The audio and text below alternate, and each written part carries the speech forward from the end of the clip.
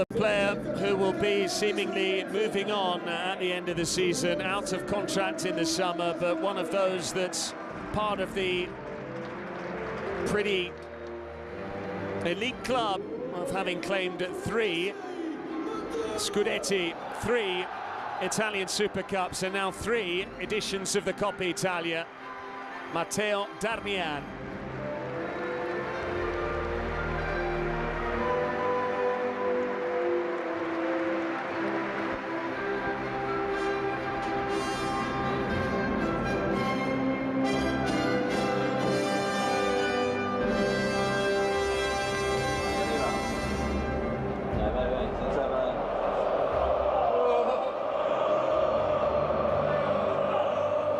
The crowd know who's coming next. We're doing it position by position in number order. A divisive figure amongst opposition fans, a player who's endured the season as much as enjoyed it, but he is a firm fans' favourite here. They've come together in support and solidarity for Alessandro Bastoni. And at the top of his game and on his day, he remains world-class in his position.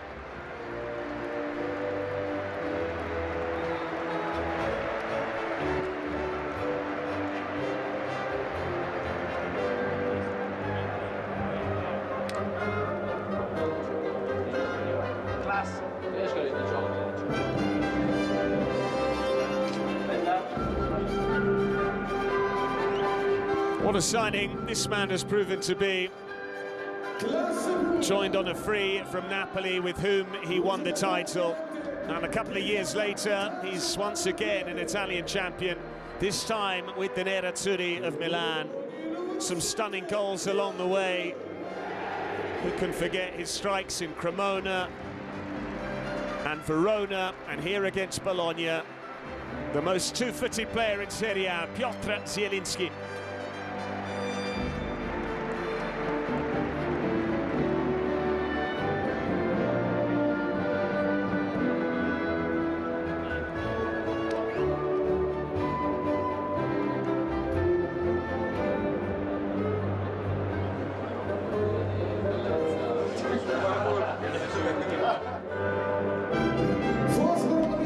A player we didn't know too much about when he was recruited. He came with high hopes.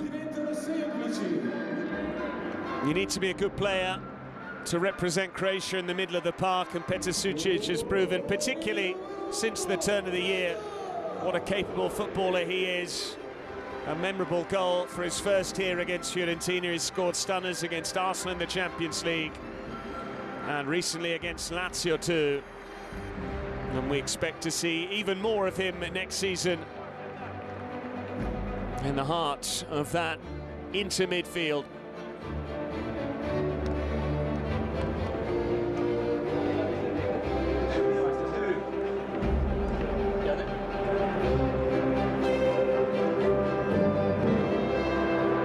Not a resounding success by any means when it comes to Inter's summer signings last year. But he has pitched in with the odd assist. He got that goal in Reggio Emilia as well. And Christian Kiva will hope to find the best fit for him next season. Luis Enrique.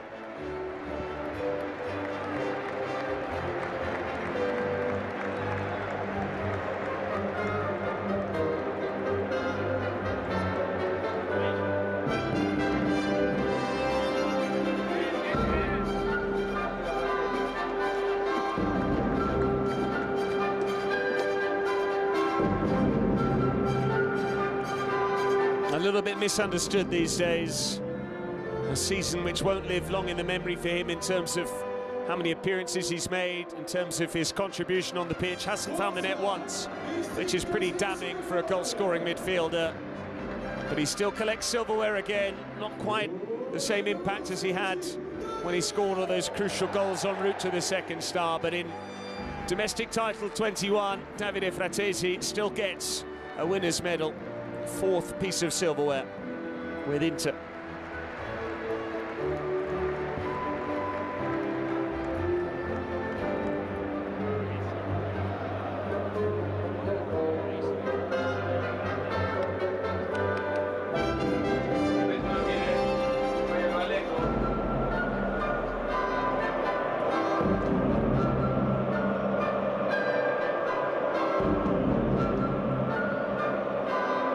He's been used sparingly.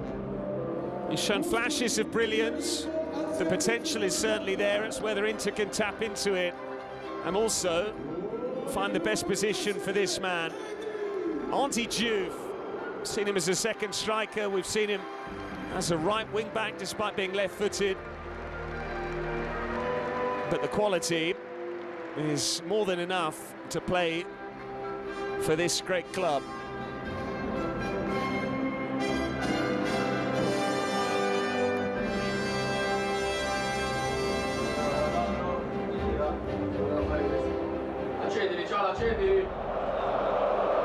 There's about to be a huge roar.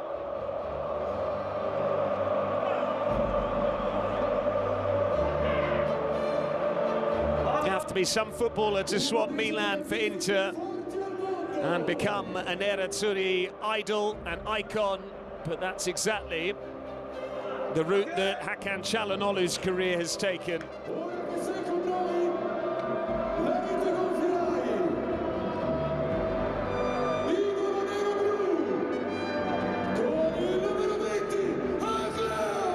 The master of the spectacular long-range strike, a frequent provider of assists, and quite simply their idolo nero-blue, Hakan Çalhanoğlu.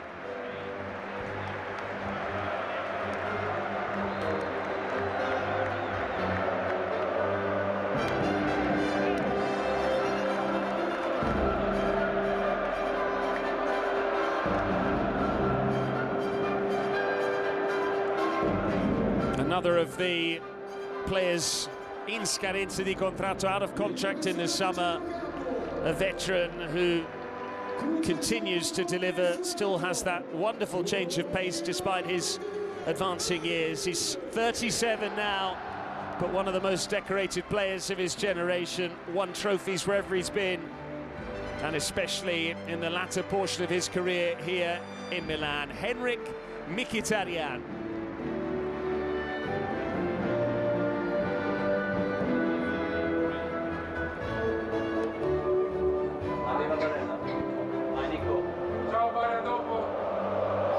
The vice-captain, the man who has frequently worn the armband in 2026 when Lautaro Martinez has been unavailable for selection due to injury.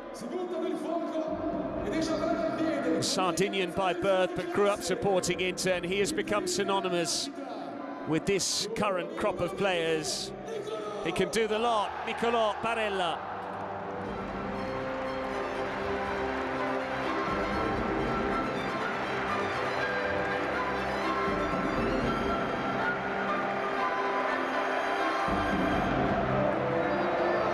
Quite rightly asking the Meazza to make a bit more noise. Found a run of goals in the spring, Barella, in those crucial matches en route to the title.